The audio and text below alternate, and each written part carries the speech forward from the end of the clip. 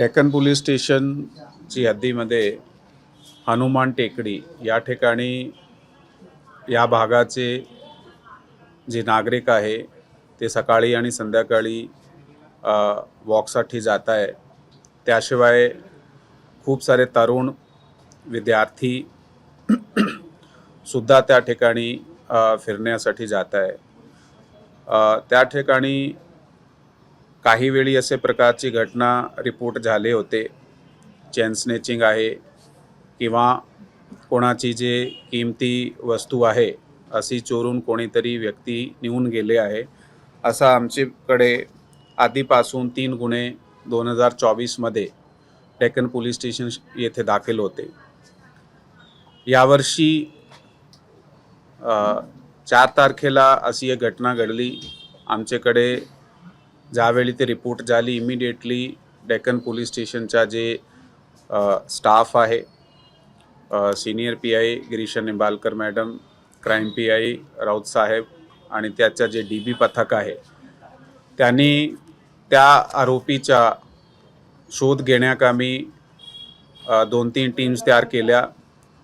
त्या टीम्सने एका टीमने CCTV तपासले, एका टीमने ह्युमंटवर काम केला।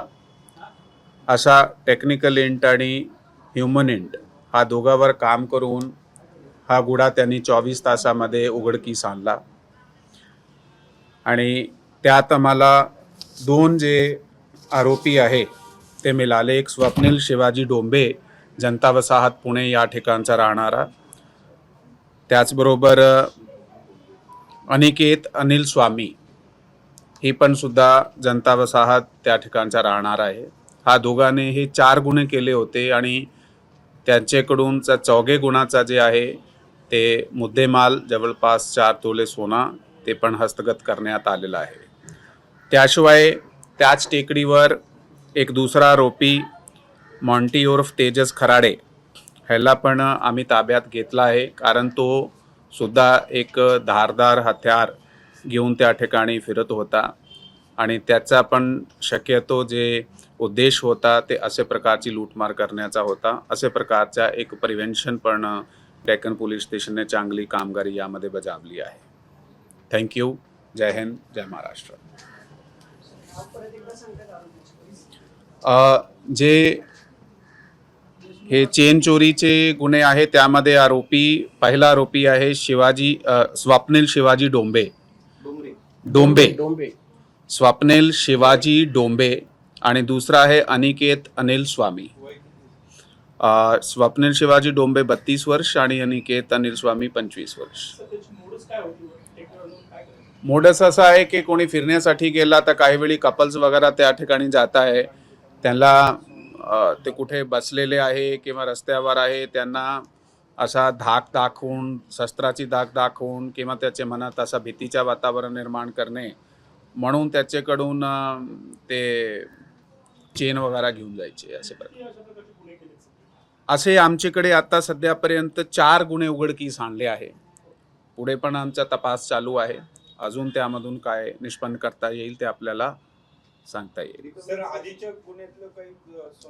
हो, हे चौघे गुन्ह्याचा आहे। 4 जे आपण आता इथे आपले समोर आहे हे 4 गुन्ह्यामध्ये गेले होते। ते आता ते इंटरोगेशन चालू आहे, त्यामध्ये आपल्या समोर येईल। त्यासाठी हे जवळपास 3.5 लाख रुपयाचा मुद्देमाल आहे।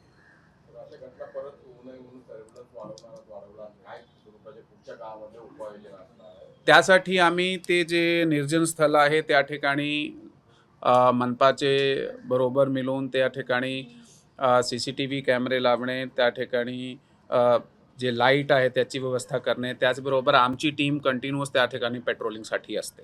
हे आम्ही ऑलरेडी पेट्रोलिंग त्या ठिकाणी सुरू केलेली आहे, म्हणूनच ही गुन्हा जे आहे आपल्याकडे उघड आणला आहे। सर, जो दुसरा आरोपी तेजस खराडे त्याचं वय किती आहे, त्याचं बॅकग्राऊंड काय? त्याचं वय किती आहे?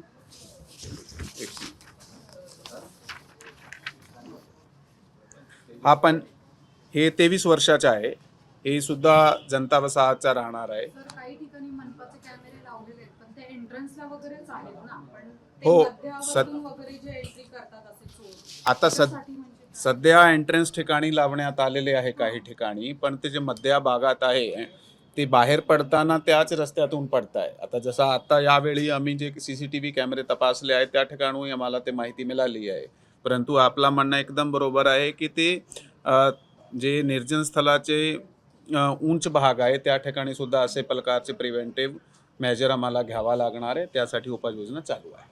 मुलं-मुली जी महाविद्यालयाच्या वर जातात किंवा हे करतात त्यांना अशा काही सूचना नाही आहेत का की अंधार पडल्यावर जाऊ नये किंवा असं काही आपण हे केलेलं आहे का? तसे प्रकारची जे आहे सूचना आमची ज्यावेळी पेट्रोलिंग टीम त्या ठिकाणी जाते ते त्याच्याकडे जे PA सिस्टम असतात ते PA सिस्टमचा वापर करून त्या ठिकाणी अनाउन्समेंट करताय. परंतु त्या ठिकाणी तसे प्रकारची एक परमनंट सोय होणे पण गरजेची आहे. त्यासाठी सुद्धा उपाययोजना चालू आहे. आता जसं आपल्याला सांगितलं की ही इन्फॉर्मेशन आमची टीम ऑलरेडी त्याचा शोध घेत होती. आमच्याकडे एका व्हेकलची ज्याचा आमच्याकडे नंबर ना होता, परंतु त्याची जे एक पिक म्हणजे काही एक थोडी नॉट व्हेरी क्लिअर ते क्लिअर ना होती तसे प्रकारचे आमच्याकडे एक वर्ण होता एका व्हेकलचा.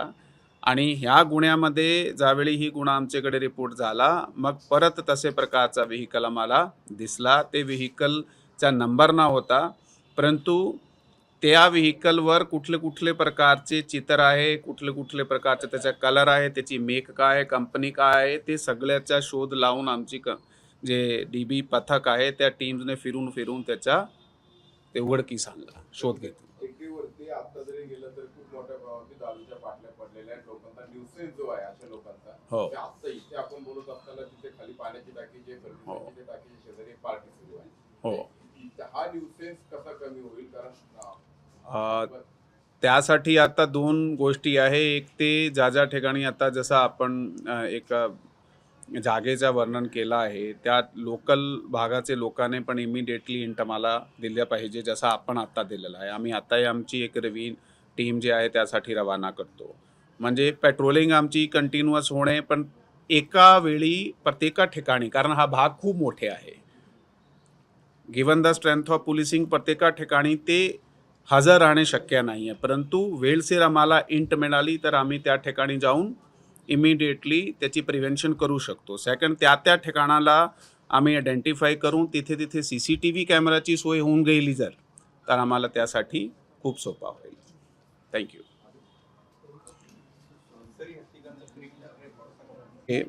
ज्याचे विरुद्ध 4 गुन्हे उघडकीस आणले आहे, स्वप्नील ढोंबे आणि अनिकेत स्वामी. स्वप्नील ढोंबेचे विरुद्ध 2015 वर्षाचे 2 गुन्हे दाखल आहेत, ते पण असाही जबरी चोरीचे गुन्हे आहे. अनिकेत स्वामीचे विरुद्ध एक 188चा शासनाचा जे आदेशाचा भंग करणे, हे शक्यतो कोविड काळाचा गुन्हा दिसते 2020चा. आणि जो धारदार शस्त्र घेऊन फिरत होता आरोपी तेजस माणे खराडे, त्याचे विरुद्ध 4 गुन्हे दाखल आहे ऑलरेडी. ते वेगवेगळे पोलीस स्टेशनचे आहे, दत्तवाडी, वारजे मालवाडी आणि डेक्कन पोलीस स्टेशनचे. ते पण असे चोरी वगैरेचे गुन्हे आहे एक प्रकारचे. आता नागरिकासाठी हे आहे की एकतर आपण ज्यावेळी असा टेकडीवर जात आहे ते शक्यतो ठीक आहे, मोबाईल फोन ते आता प्रत्येक जण वापरताय, ते तुम्ही घरी सोडू शकत नाही. परंतु आपण सकाळी संध्याकाळी ज्यावेळी असं जाते थोडासा काळजीपूर्वक आपण काय किमती वस्तू आपल्याकडे असली पाहिजे, काही आपण घरी सोडून जाऊ शकतो, ही पण थोडासा त्यांनी काळजी घेतली पाहिजे. दुसरा, त्यांना घाबरण्याची गरज नाही आहे. त्या ठिकाणी आजूबाजू त्याच परिसरात पेट्रोलिंग युनिट आमची असतात. त्यांनी त्याच वेळी 100 नंबरवर, 112वर किंवा आजूबाजूचे लोकाला ज्याला म्हणते की एकदा त्यांनी आवाज दिली पाहिजे की असे इस्माने आम्हाला असा अडथळा निर्माण केलेला आहे आणि ते आम्हाला असे प्रकारची डिमांड करताय, तर त्यांनी ते थोडासा अवेअरनेस ते क्रिएट केली पाहिजे. थँक्यू. ABP माझा, उघडा डोळे बघा नीट.